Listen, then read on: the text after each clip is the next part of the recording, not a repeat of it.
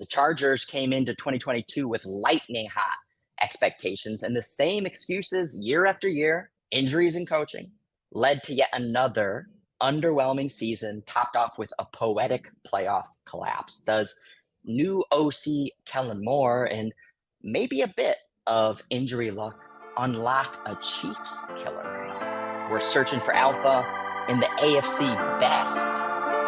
Let's hit the opening bell.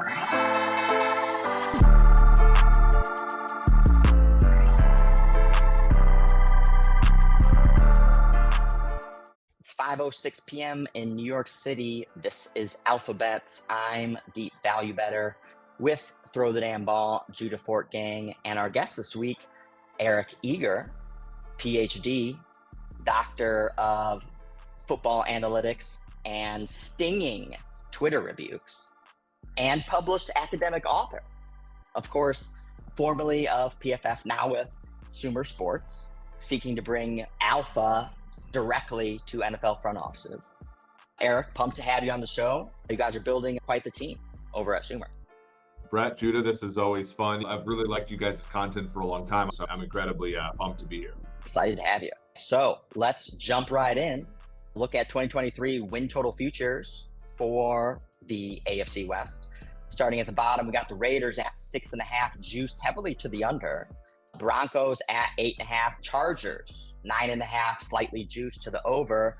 And then with a pretty wide separation at the top, the defending champion Kansas City Chiefs at 11.5, heavily juiced to the over, so VIG adjusted more like 12. Judah, what's your alphabet? I'm going to go with Broncos to finish last in the division at plus 250. The delta, I think, between the production of Derek Carr and what Jimmy Garoppolo presents with a much better offensive unit, I do not think makes up for the gap that is being priced in. And I don't think Sean Payton is going to unlock the old Russ. And I think this is a defense that is prone to regression. I like riding the sinking ship of Russell Wilson. I'm with you. How about you, Eric? On my show, the Sumer Sports Show on Friday, I've wanted to put Denver in the playoffs because I think that price is 2-1. You're looking at great coach, a quarterback who's been good in the past, and I sort of oscillate between those things.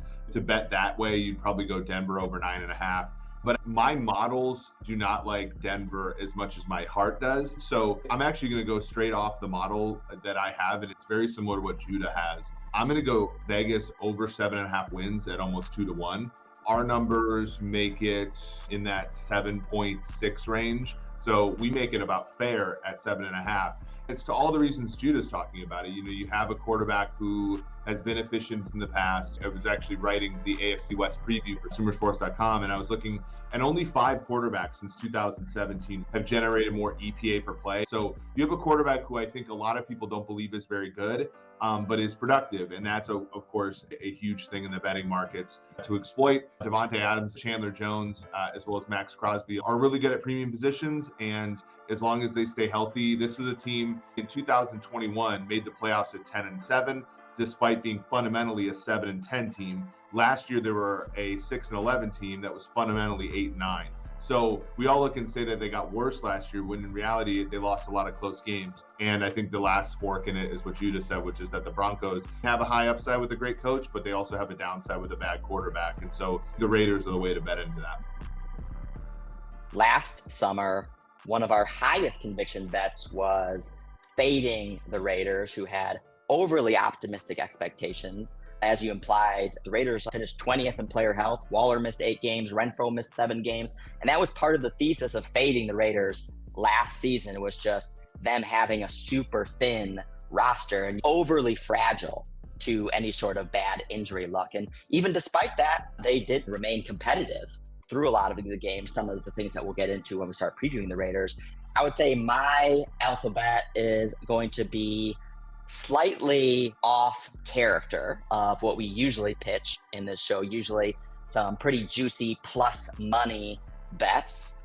But KC, the under 12.5 is minus 155. all right, at DraftKings. I'm talking about the Chiefs have to get 13 wins. The Chiefs have had very positive injury luck the last 2 years, last 3 years, and not necessarily that has to regress, but I think there is maybe getting a little bit too comfortable with the Chiefs around continually shifting those wide receivers. And I don't want to outright fade this team. Like there were so many in the past, those Brady, Belichick teams, like it never paid off to fade those teams, even though year after year after year after year, they put together some questionable talent on the field, yet nonetheless always continued to exceed expectations. So I don't want to outright fade the Chiefs. But if I could say, are the Chiefs going to get less than 13 wins at minus 155? Yes. I'll take that. That's my alpha bet for the AFC West. All right, let's look into team volatility profiles from 2022 real quick. We're looking at this from our own custom analytics, earned drive points, a metric from our drive quality model, looking at how many points do teams earn on a per drive basis. We're looking at the range of outcomes from these teams. So how consistent or inconsistent were they from an offensive perspective? We see two teams on the diametrically opposite sides there, KC and Denver. And then the Chargers and the Raiders, they're both having similar volatility profiles, but also skewed to the upside, actually pretty sneaky good. Anything from you on here, Judah? Yeah, I was going to highlight those same things, that the Broncos were consistently bad here, and we actually saw a much wider range of outcomes from Vegas and the Chargers. And yes, Justin Herbert was hurt for a lot of last year, and obviously those wide receiver injuries play a role in it. But, you know, if you look at just where the volatility falls and where Vegas was, it's actually a better offense by our numbers, which I think is kind of surprising, especially given the expectations for each of these teams going into 2023. I think it's very interesting, the overlap between Los Angeles and Las Vegas. The big question is, what is Kellen Moore going to do? Is he going to widen that distribution? Is he going to scoot it to the right? For all of these teams, their path to beating the Chiefs on a random Sunday is to widen their distribution. The Chargers haven't really done much this offseason, but I think Kellen Moore can be the person to push that distribution to the right and possibly widen it out. And that's one of the reasons I think Chargers could potentially dethrone the Chiefs. The Chargers have always been a thorn in the Chiefs' side, especially in the Justin Herbert years. But when we look at the Raiders, specifically Las Vegas 8th, from an offensive perspective, 2.1 earned points per drive, but struggled on defense. 29th, giving up about 2.2 earned points per drive. They started off games super hot. We're one of the best, well-scripted teams out there. Definitely a good early bet. But as we saw in their volatility profile, had a very wide range of outcomes, perhaps most illustrated by the Patriots game in the middle of the season. And I would just point out here, yes, the defense really struggled last year, but I'm not exactly buying so much stock in that. They certainly have a bunch of players who had even great rookie seasons and really struggled in year two. I'm looking at Nate Hobbs and Trevor Moehrig, guys who graded out very well. There's certainly talent on that defense. Max Crosby is an elite edge that, if I'm looking to see cases for upside here, you see just how bad their performance was, a delta between the 2022 defense, which was bad, and a 2023 defense leaves room for growth as opposed to room to the downside. So Nate Hobbs is a pretty good defensive back. Marcus Peters is brought over. If all of those things go right, then they do have a pass rush to be a quality defense. If they go wrong, well, we've already seen this team with a terrible defense and an okay offense, get into that 6 to 9 win range. So when you look at the Broncos on this same graph, it's similar. Like, look, that defense is amazing.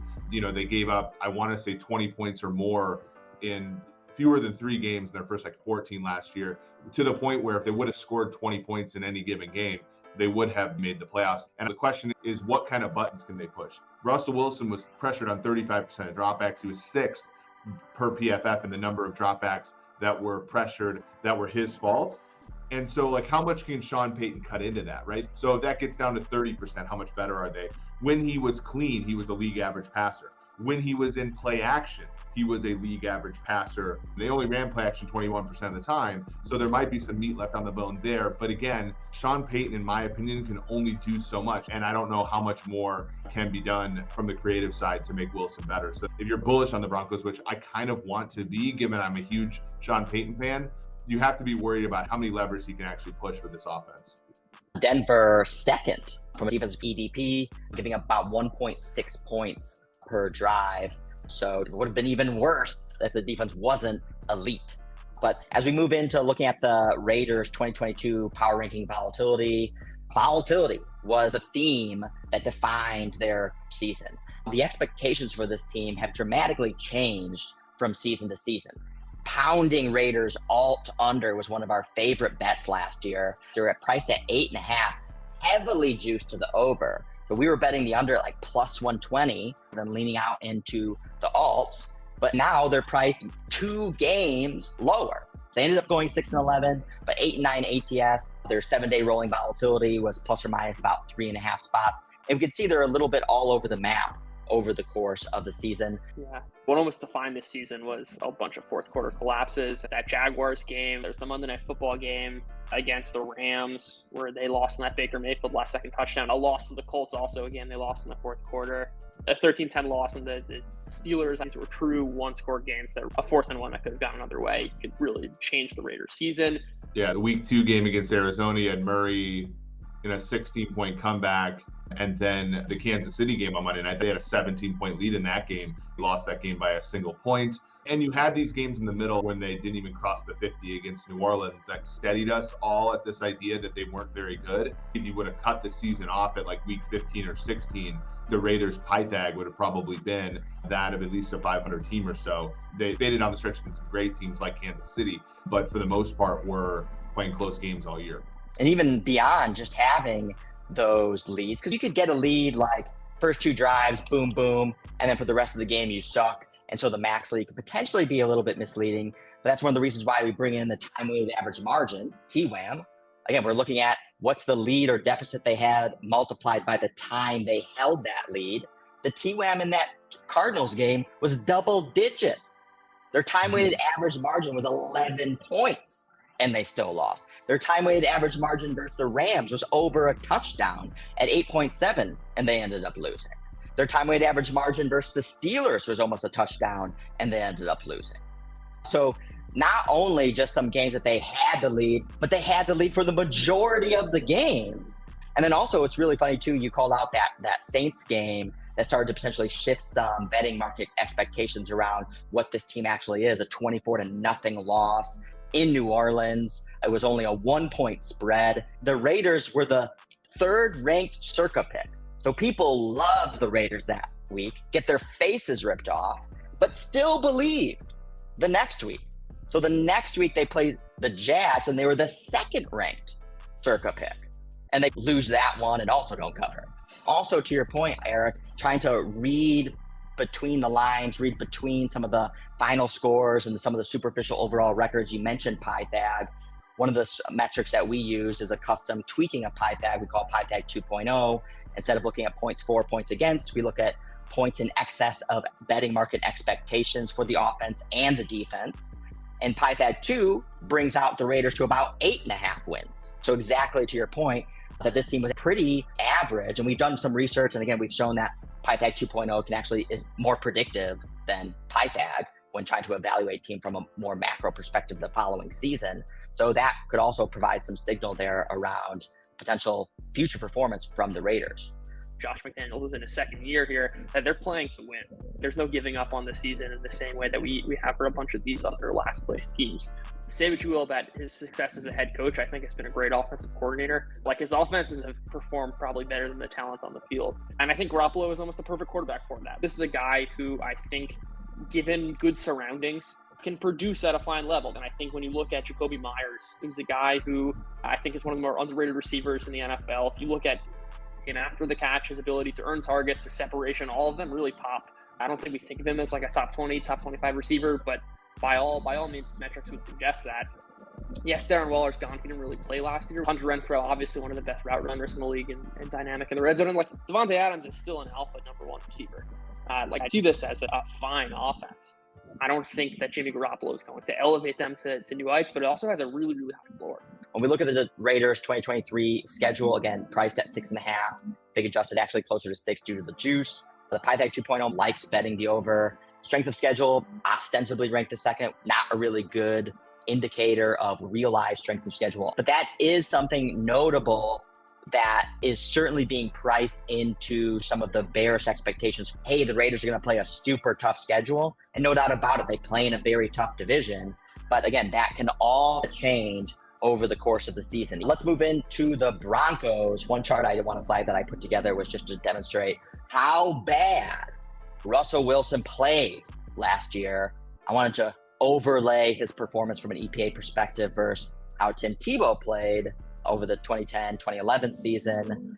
And Tim Tebow quite decisively outperformed Russell Wilson. As we know, Tim Tebow pretty much never got a meaningful shot at playing quarterback again. And yet there is still optimism around how Russell Wilson could potentially resurrect his career. I was just trying to think about anecdotally, have we ever seen, a top 5 quarterback, which I would say Russell Wilson could certainly have been over the first decade of his career, certainly earned a contract that would suggest that is the case, fall so flat on his face, not just 1 year.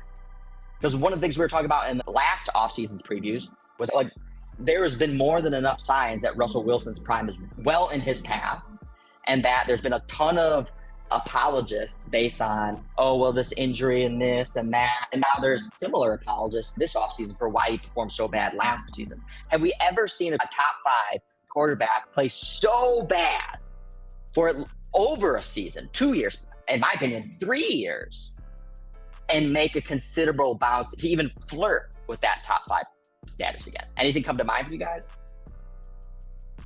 Not really. This is way back, but Jim Everett led the NFL in touchdown passes in 88 and 89, made a Pro Bowl in 1990, and then in 1991 and 92 played so poorly to lose his job. And then when he went to New Orleans, he actually was pretty good again.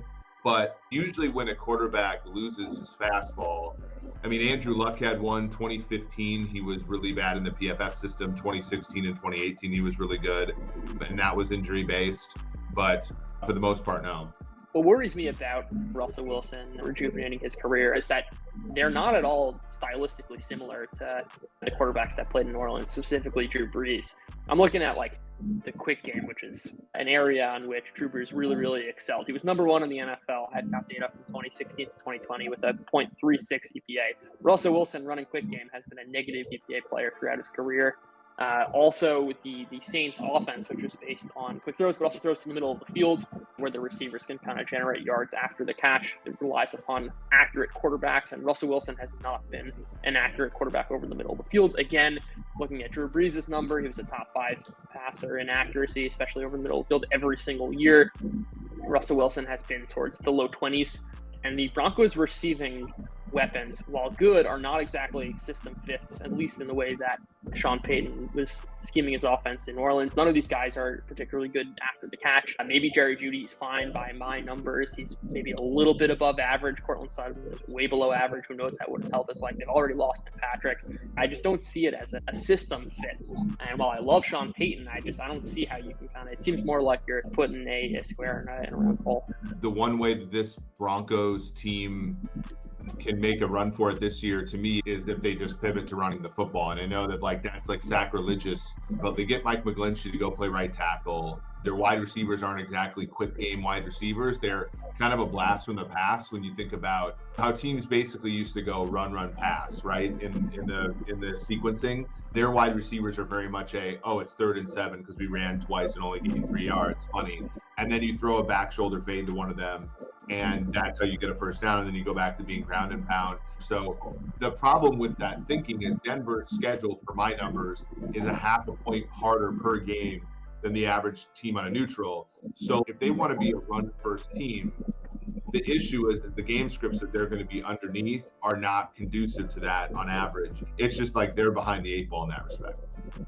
And even with that, again, elite defense last year still ended up going 5-12, 7-10 ATS. I thought this was a bug in my code. I knew Broncos expectations were sky high last year, but 10.5. They were priced at 10.5 wins last year, so fell well under those expectations. If you look at their power rank volatility, just sinking ship. Started off as a top 10 team, but ended the season as a bottom 3 team. Rolling volatility, and you would expect this when a team gets so violently repriced over the course of the season, rolling volatility plus minus 6.5 spots. So how the markets had to continually adjust to actually how bad this team was. We talked about from an earned drive perspective, was second, giving up only 1.6 points per drive. Are they going to be able to keep that together? Yes, they have Sean Payton, but I don't know, is that going to, and I know we've seen some other head coaching ranks where Sean Payton is like worth a whole game or something along those lines, but there's just so little to work with here. And I think Russell Wilson's such a ghost of his former past that there's really very little to potentially put back together there. And then Eric, as you talked about, maybe this is a team that has to lean into the run, which means your defense is going to have to be super elevated again to outperform even this year's expectations. It's an upward climb for them. Defensively, they lose Ejiro Evero, which I think is a much bigger blow. He was fantastic a season ago. I think when a lot of people handicap these teams, they say, well, Sean Payton comes in and he adds a win. I don't necessarily disagree with that, but you had the nuts defensively last year and you still couldn't win. That doesn't mean you get to carry over those cards to the next year. Yeah, I think defensive coordinators are really, truly important. This is research that we did last summer, talking about how secondary play is almost as much about the position a cornerback is placed in or a safety is placed in as much as it is the talent. And I think, if we're looking just from a macro view and where the market might be, where there might still be like serious edges, and I think it's really evaluating kind of coordinators and the value they can bring on the field. And I think the Broncos are a prime example of a team that on defense is going to get worse just by virtue of losing the defensive coordinator. And when we look at the active points perspective, Broncos negative 62 active points last season. Again, active points, looking at how do they outperform betting and market expectations. Betting and market expectations are adjusting week to week. And as we saw, we're getting downgraded week after week after week after week. So even as expectations were coming down, the team still struggled to meet even downgraded expectations last year. So when we look at 2023, priced at 8.5, so repriced 2 games lower than they were last year. Strength of schedule ostensibly 10th, net rest minus 5 days. PyPack 2.0 model does like the Broncos over, and they did have leads in 13 games. They got a lead of 10 or double digits in 6 games, but it could barely score anything over 20 points. And it's going to be very difficult to kind of replicate that defensive performance next season. Anything from you guys on the schedule? What I do like for the Broncos, and again, this is, you can test this empirically. When you play early season games in Denver, it is just hotter, and the altitude does give a home field advantage that is different than most. But if you are looking at the bull case for the Broncos, you're looking at, 3 games that are very winnable at home in the first 4 weeks of the season. Something we've been working on is a dynamic kind of home field advantage model, which is to say that the home field advantage of one team early in the season might be very different than later in the season, stuff of that sort. And I think that the data certainly has pointed us to exactly what you're outlining. And Denver teams across all sports have a massive home field advantage. And I think the kind of home away splits matter maybe a little more for the Broncos than they do other teams. And again, I've been oscillating back and forth between liking the Broncos and not every single day this offseason. The other one is when you think about a team like the Jets, who they have in their first 5 at home, that's a team that is better later in the season than in the beginning, acclimating to a new QB and some young players. And Kansas City getting them both in the first half of the season. They're basically playing the Chiefs during what has historically been kind of their downtime. The Chiefs will start out the season very hot. Mahomes week 1 is like the best quarterback to ever play. And then they finish the season hot, and the Broncos get them in like October, November-ish this year, which is probably going to be beneficial to them relative to others. So the schedule, the way it's structured, actually benefits the Broncos. That's actually a really good point. You get these quarterbacks in transition into new systems right off the bat. And then also with the Jets, so 3 out of the first 5 games, you get the Bills coming out of the bye, at least.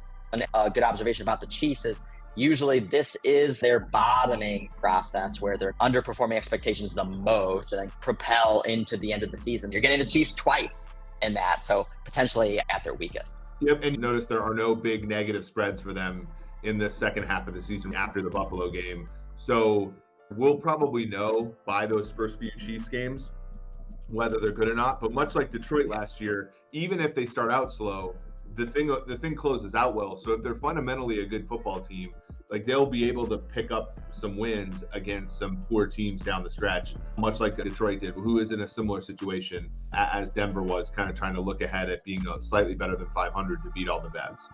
Yeah, this team is a perfect team to bet live, I think, for exactly the reasons Eric mentioned. I also kind of want to look at this game and see what they're trying to do, especially given that the schedule might lead to some noise. Is this a team that's kind of going run heavy, or are they going, play action, tossing it deep, playing through Russell Wilson's strengths? Are they trying to run a New Orleans offense? There are a lot of question marks. I think the schedule is particularly conducive to making in-season futures bet around week 4, week 5, week 6. Let's move on to the Chargers.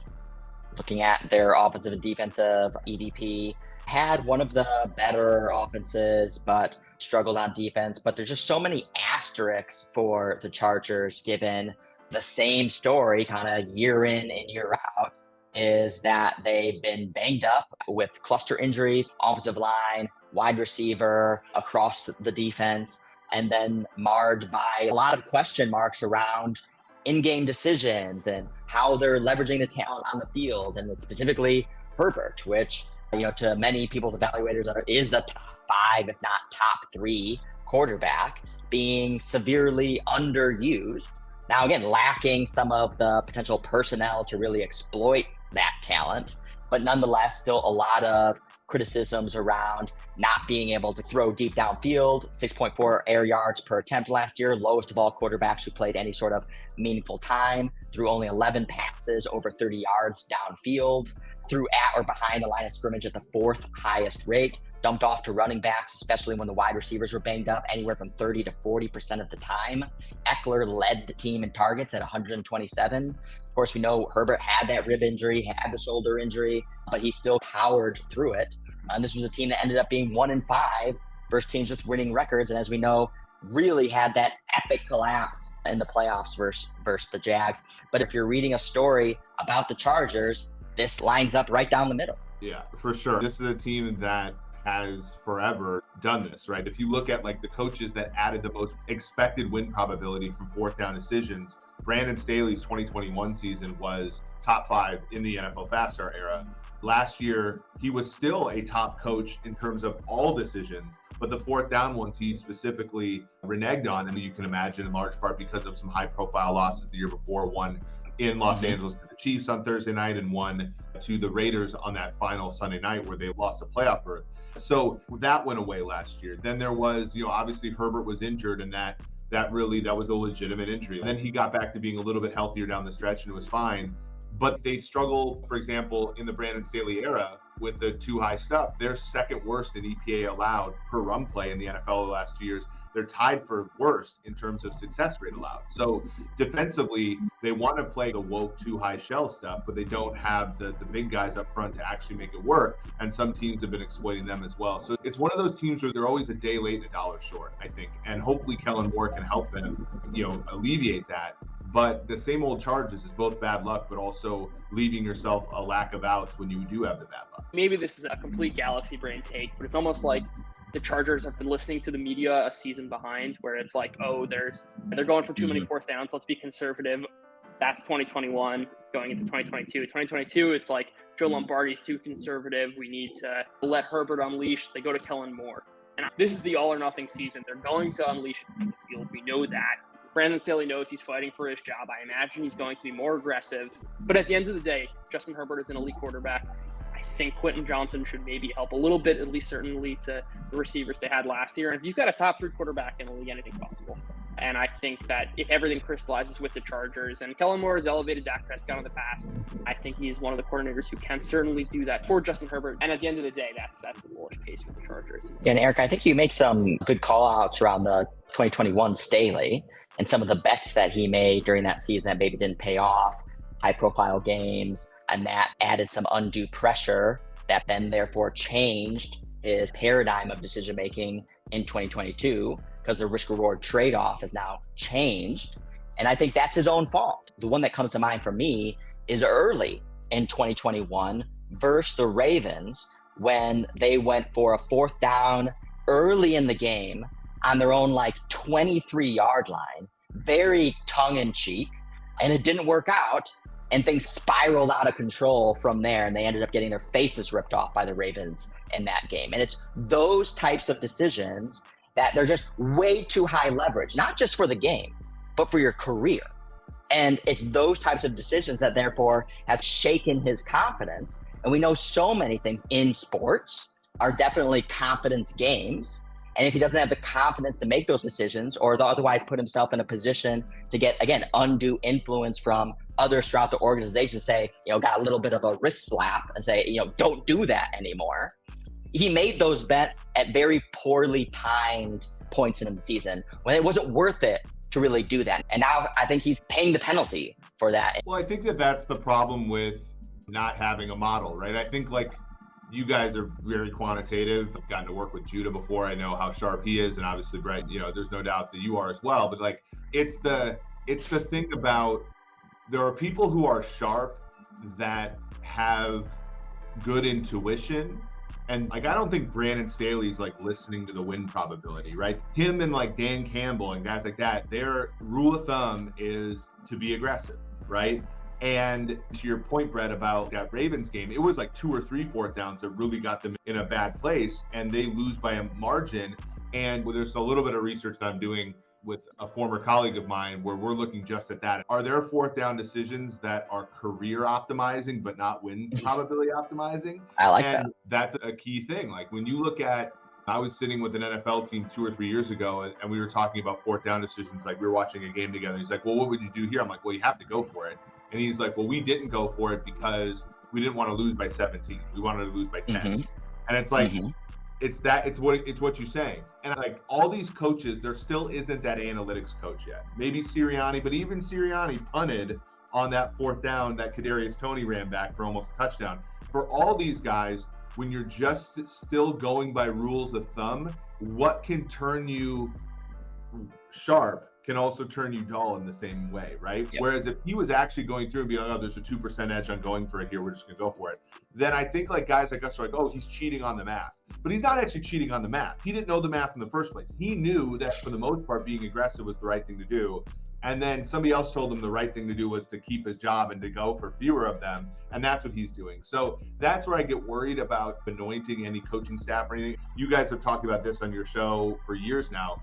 It gets to a really tricky part about betting what should happen versus betting what a team really will do. And I'm interested to see what that ends up being for the Chargers this year. What should they do? They should go for a lot of fourth downs. What will they do? I'm not exactly sure yet.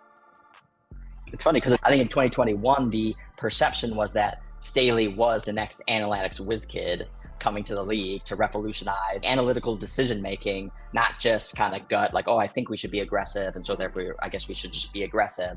But that has kind of been fleshed out kind of over time. I think the belief was that he was a very smart defensive coach, and they went to Kansas City in week 3, and now there was a lot of wind and stuff, and there was a fourth down that he went for that the math didn't like. I think the game-winning touchdown was on a fourth down fade to Mike Williams where a field goal would have won the game. And I'm like, oh, so he just is aggressive.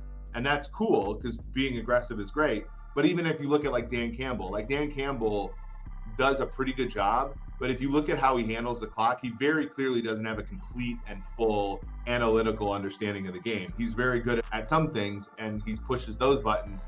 But there are other parts of the game where he's still, coaching like a caveman. The thing that I keep coming back to with the Chargers here is when I prepare for live betting, let's say, I have a bunch of things in my head. I want to see something that happens and I'll be like, I'm going to quit because, this team is, I thought one thing was going to happen and another thing's happening. I'm not going to keep live betting.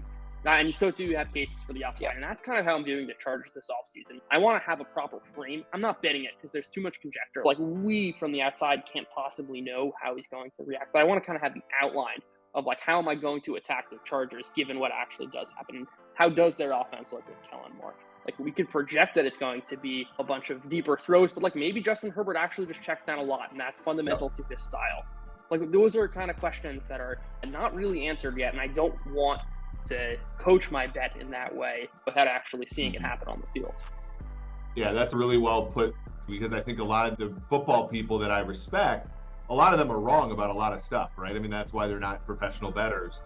But the one thing about Herbert they all say is he's such a quick processor. And I think that that's part of why he checks the ball down, though, right? he's the good kid in class. He gets all the A's and stuff, but he's not creative. And I don't necessarily know if I believe that, but I am open to the idea that he is part of the problem. And most of the ball knowers on Twitter will tell you, like, no, it's literally never his fault. But when you're a quarterback in the NFL, you're management. Like, failures are partially your fault. And I worry with Herbert because we're on year 4 now, and he really hasn't had any success to speak of. And we do make a lot of excuses because he's uber talented, but I'm open to the idea that maybe he's part of the problem. That's definitely true. And also, Eric, I'm very excited to see what comes about of this research that you're doing, this in-game decision-making, how it crosses with career optimization. Because I don't know if you were thinking about it from a live betting perspective, but kind of anything that Judah and I digest is filtered through that kind of prism. Mm-hmm. And this is exactly what you need to predict what's going to actually happen in the game, because there's so much criticism and kind of Monday morning quarterbacking around how decisions are made on the field from a very academic perspective, as if it's happening in isolation, in a silo, and that's not the real world. That's not a practical application. And this is the difference between, in traditional finance, like the difference between an economist and an investor and a trader.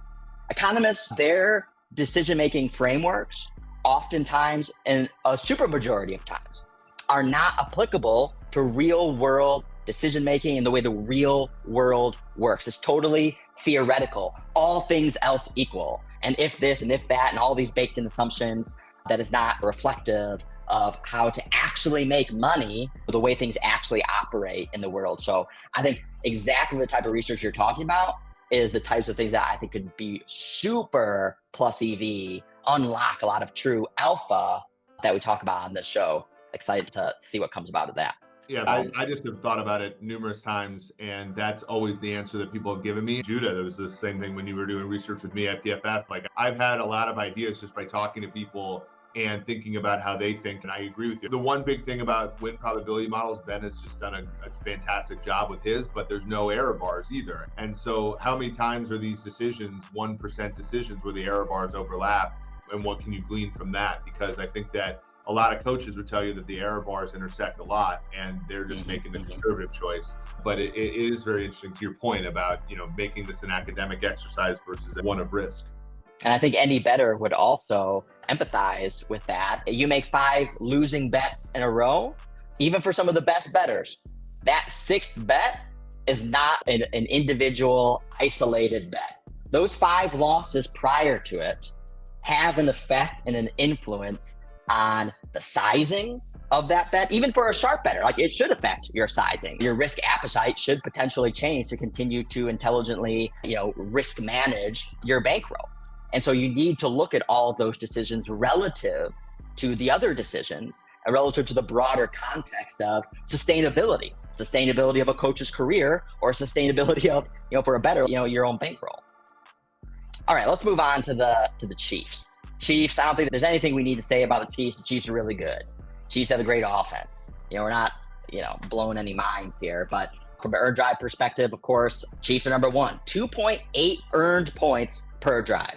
So almost every drive, they're earning at least a field goal. So, and we can see that on the chart, a far separation for pretty much any other team, except for the Lions here. Yeah, definitely flirted with the Chiefs from an offensive perspective. But the defense still left some to be desired. On average, gave up around 2.1 earned drive points, and that was 26th for their defense. One of the other things I wanted to show, this is a chart I put together last year around the Super Bowl, just to demonstrate how often the Chiefs team is always kind of flirting with disaster. And what this chart shows is each one of these dots is a play in the game, and each one of these dots is demonstrating what was their lead in that game. And we can see that they were losing in almost every single game, some by a quite significant margin.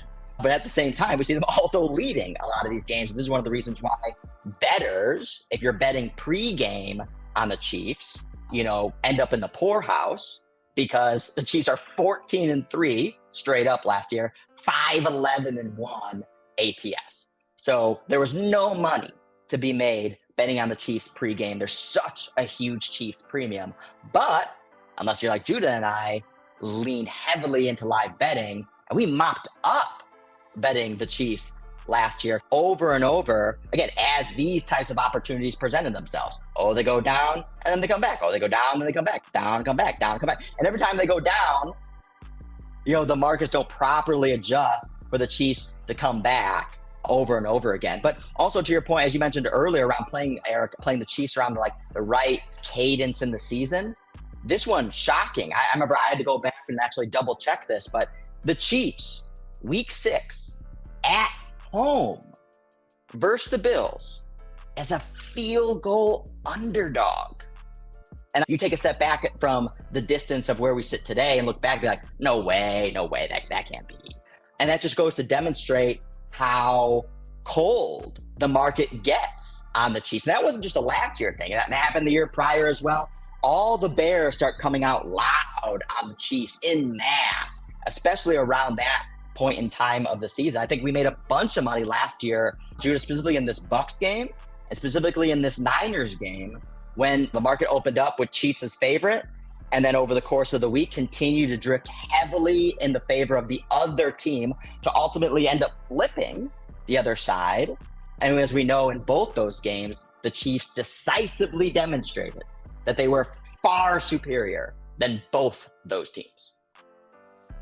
There's a lot to unpack here. I think it's important to outline what the expectation was last year, right? It was a retooling team, they had Mahomes and Reed. But if there were any year where the Chiefs missed the playoffs, and I'm looking back from the kind of offseason, it was okay, this might be the year. And I think it reminds everyone of just how good and just where the expectation should be for Mahomes and Reed. This is the number one team. We should assume that unless someone else is kind of come along and dethrone them. And I think that kind of reminded people of the Chiefs' dominance, and I think that's going to maintain throughout this season. But it wasn't that way last offseason. And as we said about the live betting, I mean, the markets can't catch up enough, especially leaning into those alt lines live, because the Chiefs can put up points just so quickly that they can actually run up scores that most other offenses can't. They've been, Judah, well below 500 against the spread all the way back going to the pandemic season of 2020. And for a few reasons, there's a lot of backdoor covers against the Chiefs. So, for example, that Chargers game, they were up 10 late, got backdoored in that game. Even that Buffalo game, they lost and they were dogs and then lost and didn't cover. They were leading that game for the majority, as your numbers say. Not by much, but they were leading that game for a decent amount of time. They got backdoored in the playoff game against Jacksonville. So struggle at times with covering the spread. And the reason is, they're getting a premium. So they're not a team that you really want to bet on, pre-flop. And Judah knows this because of how much, props he does. It's the Mahomes touchdown prop that you have to bet. It's the in-game stuff that you have to bet. It's the unders on every Chiefs wide receiver, and then you just win all of them but one, the one guy that blows up that day. It's all that kind of stuff when you bet the Chiefs. It's not betting them ATS pre-flop. Yep. The Chiefs were losing by a touchdown or more in 9 games. And not a lot of games where they come out and just smoke you right off the bat. In fact, it's funny when we look at the Circa ranks when we see that the betting market did think that they found an exploitable opportunity. In week 3 versus the Colts, the Chiefs were a top 5 pick. And then in week 13 versus the Bengals, they were a top 5 pick. The only time that they were a top 5 pick all season. And the rest you can see is mostly just red. And in both those games, they don't cover. And they go 0-2. When it comes to offseason changes, we talked about another refresh of the wide receivers, another refresh of some of the offensive linemen. Do we think that this is something that the Chiefs continually deal with year over year over year? Oh, a few new faces on the offensive line. Oh, I'm throwing to a new set of wide receivers I need to develop chemistry with. And they keep sneaking by with that. But can they keep doing it? Yeah. I mean, this is some research I'm working on. The point is with Patrick Mahomes, basically none of it really matters, which is because of his ability to create, and Eric, you've talked about this 100 times, but his ability to engineer throws, especially when he's scrambling, and his ability to anticipate pressure and kind of just create for himself lends itself to the offensive line doesn't matter so much because he's going to anticipate pressure, spin out of it. He scrambled and went out of structure on 131 plays last year and got sacked 0 times. That is unfathomable. Most guys are at a 2-to-1 ratio, and Mahomes is 130-to-1. And when you're creating for yourself and you're taking 4 or 5 seconds to throw, it doesn't really matter who your wide receivers are. They're going to be open just by virtue of being, NFL receivers on a field. 4 seconds coverage is difficult. I don't really think it matters because Mahomes just elevates everyone around him to a degree we haven't seen in a long, long time. And he still has Kelsey at the end of the day. And so long as Mahomes is so dynamic in the pocket, I don't think the secondary weapons or the offensive line are going to matter that much. Yeah, I think Kelsey being there really helps. They do have to eventually think about his replacement, but since the 2020 Super Bowl, Brett Beach went up to Patrick Mahomes in the elevator on the ride down and said, this will never happen again. And they were very desperate when they went and got Orlando Brown, but they were very good with how they worked with Orlando Brown. They did not give him the extension. They go and get a left tackle for less than $10 million this year, who's probably better than Orlando Brown is. And then they get a right tackle in Jawan Taylor, who's much better than the guy that they let go, Andrew Wiley. Interior, they're best in the league. So I think that they got that nailed. It's probably overkill, to be quite honest, even as a Chiefs fan. I think that the offensive line, they're probably going overboard with that. And there might be a puke point where their wide receivers aren't good enough. But I think as long as Kelsey remains good and Mahomes and Reed are still who they are, it can be hard for them to be bad offensively. But I think the wide receiver is every single year a decent concern because, Brett, as you said earlier, they've had really good injury luck the last 2 years. They've had some injuries, but they have not been to cornerstone key players, the last 2 seasons. And that's covered up a lot. In 2021, they weren't a very good football team relative to standards, but the rest of the AFC was banged up, and that's how they got to host the title game. Last year, they took a step back, rosterized trading Tyreek Hill, but because they were healthy, they kind of lapped the AFC. If they have any sort of median injury luck this year, it'll be interesting to see whether or not they're good enough, because that's going to be something that they haven't had to deal with for 2 years now. Puke point threshold, I think, is a great point around when is that threshold breached for the Chiefs. It makes me think back to, for anyone who's watched the Chiefs a lot, you'll know that the Chiefs are not just always awe-inspiring. The offense isn't just constantly clicking. In fact, I think, Judy, we've talked about in those kind of very tactical moments when those injuries did catch up to them in game, at least short term. Sometimes you're watching the Chiefs and you're like, they can't do anything. And then you kind of get that one little spurt from Mahomes because he's so great and he just makes it work and they kind of continue to squeak it out. But how many times do you want to put yourself in that type of position? And then if you do breach puke threshold that Eric talks about this season at some point in time, does that elongate for more than just an in-game series? And Kelsey, 150 targets, 110 catches last year. If he goes down, that's a lot to replace. And he's that Gronk to Brady. When Gronk is gone and Brady was like, nothing worked, sometimes. And, that's just a huge vulnerability. And as he talked about the injury luck, if that starts to revert just to, as Eric mentioned, just even to median terms, that could offer some potentially sneaky downside in this team. The receivers, I'm thinking the AFC Championship game when so many guys went down to MVS was the only healthy receiver, and you're throwing the practice squad guys. I'm not even sure who the wide receivers were. We were getting so deep into the depth chart, but that's when we start to see the Chiefs slow down. And yes, they're not necessarily so consistent week to week, but the base rate of expectation with Mahomes, it's so long as you have NFL caliber receivers, I don't think it really matters. And I think they'll be able to kind of sustain this no man's land of wide receivers and still produce, even if Kelsey went down. I still don't think it matters. Mahomes can really just elevate so much more than any other quarterback in the league.